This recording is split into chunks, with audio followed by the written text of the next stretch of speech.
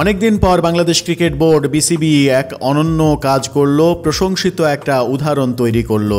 চা বাগানে চা শ্রমিকের পোশাকে ট্রফি উন্মোচনের ঘটনা ঘটল বাংলাদেশের অধিনায়ক এবং আয়ারল্যান্ডের অধিনায়কের।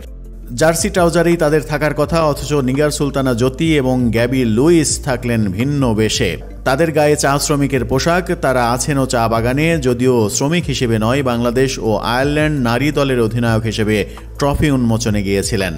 ব্যতিক্রমী আয়োজনে অধিনায়ক নিগার সুলতানা জ্যোতি বলেছেন, অবশ্যই এটা বিশেষ। এর আগে ছেলেদের ক্রিকেটে চা বাগানের ভেতর করা হয়েছে ফটো সেশন, তবে বিশেষ পোশাক পরে ঐতিহ্যগতভাবে এমনটা কল্পনার বাইরে আমার কাছে। খুব ভালো উদ্যোগ, এটা হয়তো ভিন্নভাবে মেয়েদের ক্রিকেটকে আরও বেশি তুলে ধরবে।